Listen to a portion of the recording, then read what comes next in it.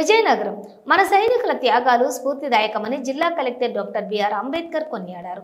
దేశం కోసం అసువులు బాసిన అమర జవాన్ల త్యాగం నిత్య స్మరణీయం అని పేర్కొన్నారు. జిల్లా సైనిక సంక్షేమ శాఖ తమ కార్యాలయం ప్రాంగణంలోని నిర్మించిన యుద్ధ స్తూపాన్ని వాల్ ఆఫ్ హీరోస్ శిలాఫలకాన్ని కలెక్టర్ అంబేద్కర్ శుక్రవారం ఆవిష్కరించారు. జిల్లాకు చెందిన అమర సైనికులకు ఈ సందర్భంగా పుష్పగుచ్చాలతోటి నివాళులర్పించారు. మాజీ సైనికుల కుటుంబాలను గౌరవపూర్వకంగా కలుసుకున్నారు. ఈ సందర్భంగా కలెక్టర్ మాట్లాడుతూ సైనికుల ధైర్య సాహసాలు, వారి త్యాగం ఎప్పటికీ మర్చిపోలేనివని కొనియాడారు. అహర్నిశలు సరిహద్దుల్లో వారు కాపలా ఉండబట్టే మనమంతా దేశంలో క్షేమంగా ఉండగలుగుతున్నామని చెప్పారు. సైనికులకు ప్రతి ఒక్కరూ రుణపడి ఉంటారని స్పష్టం చేశారు. జిల్లాలో మాజీ సైనికుల సంక్షేమానికి తమ వంతు కృషి చేస్తామని, వారి సమస్యలను పరిష్కరిస్తామని హామీ ఇచ్చారు. రెవెన్యూ పరమైన సమస్యల పరిష్కారానికి త్వరలో సంబంధిత అధికారులతో సమావేశాన్ని ఏర్పాటు చేస్తామని కలెక్టర్ చెప్పారు. సైనిక సంక్షేమ శాఖ assistant director doctor P Satyaprasad మాట్లాడుతూ ఆపరేషన్ సింధూర్ తర్వాత దేశంలో ఆవిష్కరించబడిన తొలి యుద్ధ స్తూపం ఇదే కావటం జిల్లాకు గర్వకారణమని అన్నారు. ఇల్లు స్తూపాన్ని నిర్మించడం ద్వారా అది లేని లోటు జిల్లాకు తీరిపోయిందని హర్షం వ్యక్తం చేశారు. జిల్లా సైనిక సంక్షేమ అధికారి మజ్జి కృష్ణారావు మాట్లాడుతూ సైనికుల త్యాగాలను కొనియాడారు. వాల్ ఆఫ్ హీరోస్ గోడపై రాయబడ్డ అమర సైనికుల త్యాగాలు నిత్యము చిరస్మరణీయమని పేర్కొన్నారు. ఇవి కొత్త తరాలకు స్ఫూర్తి నింపుతాయని చెప్పారు.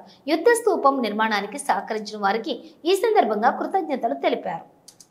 సింహాచలం అమర్ హై, ఆసర్ ప్రసాద్ అమర్ హై, విశాల శ్రీను అమర్ హై, మామిడి నాగరాజు అమర్ హై, ఆండ్రంకి చందర్రావు అమర్ హై, నివాడ వర్మ అమర్ హై.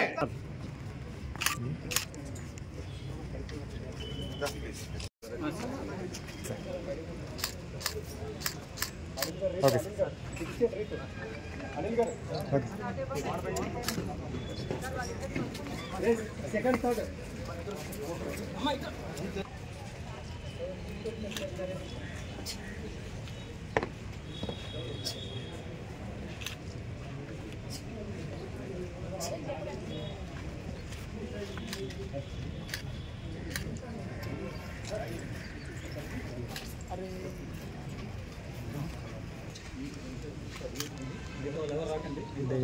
రండి, సైడ్కి రండి, మీరు సైడ్కి రండి. అందుకే మీరు సార్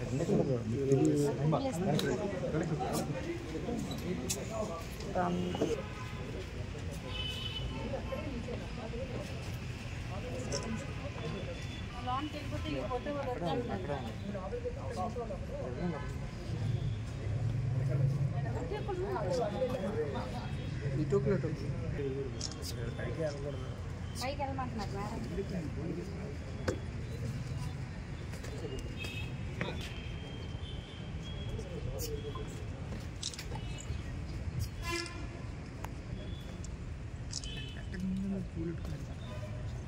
కాలు కాలిపోతున్నాయి.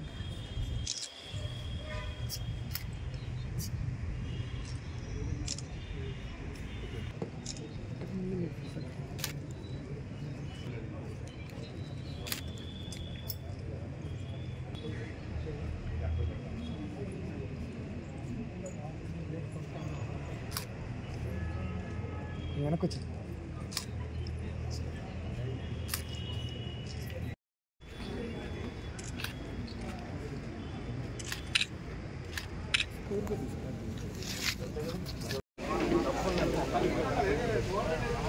కావాలంటే మీరు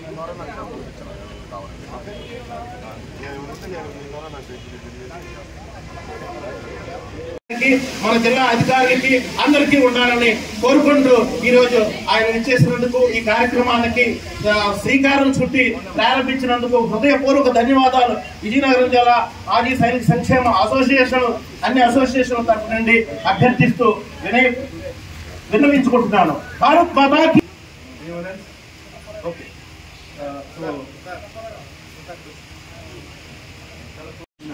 గౌరవనీయులు జిల్లా కలెక్టర్ గారు అంబేద్కర్ పార్టీ ఇక్కడికి ఇచ్చేసిన 50,000 మాటలకు అందరికీ కూడా పేరు తెలుసు.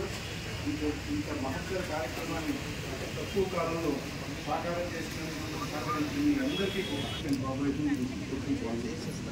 ఈరోజు మనకి మొట్టమొదటి వారు ఎవరి బహుశా మన ఆంధ్రప్రదేశ్లో all the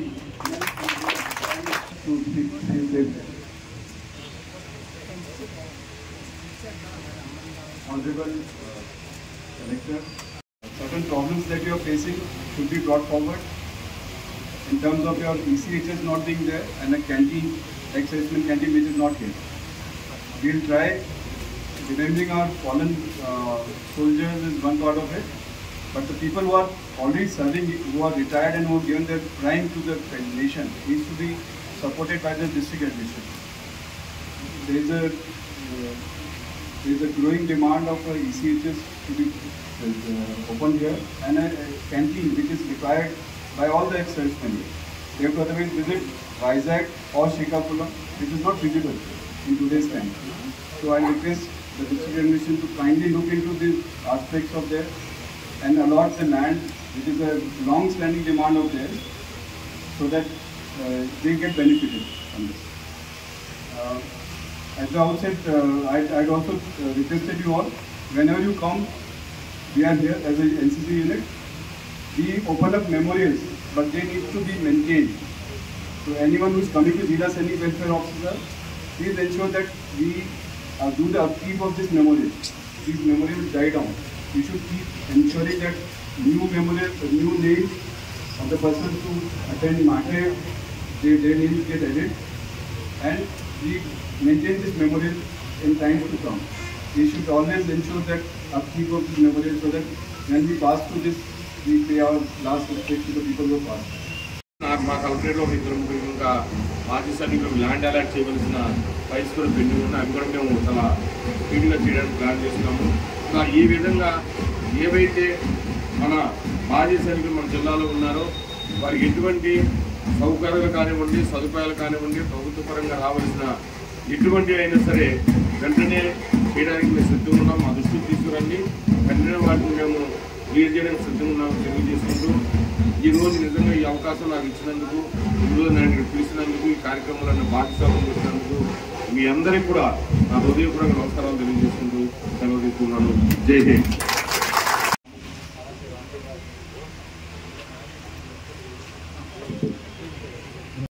ప్రారంభించుకోవటం అనేది నిజంగా నా జీవితంలో నేనే చేసుకున్న ఏదో గతకాలంలో చేసుకుంటున్న, ఎందుకంటే అటువంటి అవకాశం చాలా అరుదుగా వస్తుంది.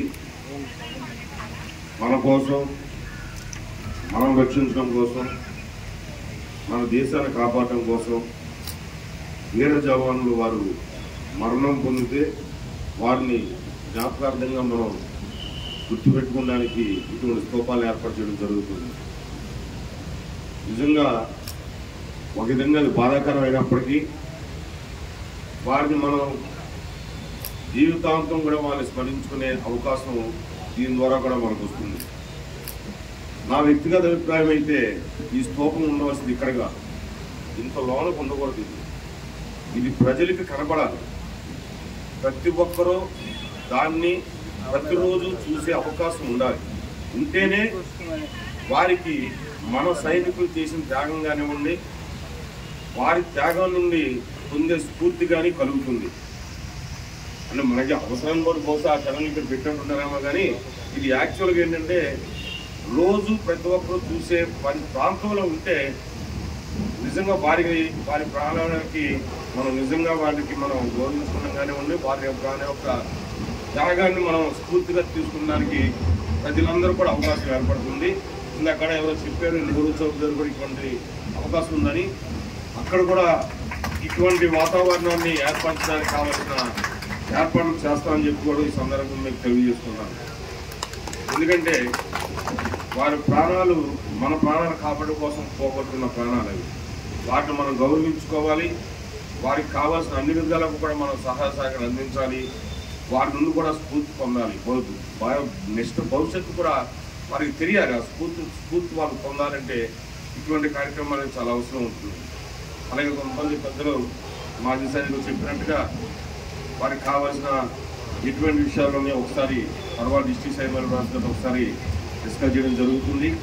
ఎటువంటి సమస్యలు ఉన్నా సరే ఆల్రెడీ కొన్ని ఇష్యూస్ నాకు ఆల్రెడీ ఐడియా ఉన్నాయి. ఈయనైతే నా దగ్గర 3-4 సార్లు వచ్చారు. ఆయన మాజీ సార్లు 3-4 సార్లు వచ్చారు. 3-4 టైమ్స్ నా దగ్గరకు వచ్చారు ఆయన. అట్లా కొన్ని సమస్యలు నాకు ఐడియా ఉన్నాయి. వాటిని పరిష్కరించడానికి కావాల్సిన అన్ని రకాలుగా కూడా అన్ని కోణాల్లో కూడా మేము తీసుకోవాల్సిన చర్యలు తీసుకుంటాం. ఎక్కువగా ఈ మాజీ సైనికులకు సంబంధించి భూ సమస్యలు చాలా ఎక్కువగా ఉన్నాయి. వాటిని ఒకసారి మీ డిసిషన్లో మీరు ఒకసారి దేవుతో మాట్లాడి ఎక్కడెక్కడ ఏమున్నాయో మీరు ఐడెంటిఫై చేసి చెప్తే దాన్ని బట్టి మనం మండల వారీగా ఒకసారి కావాలంటే మనం పర్సనల్గా విజిట్ చేసి అవి నేను పర్సనల్గా విజిట్ చేసి అవి పరిశీలించే విధంగా చర్య తీసుకుంటారని మీ అందరూ తెలియజేయడం జరుగుతుంది.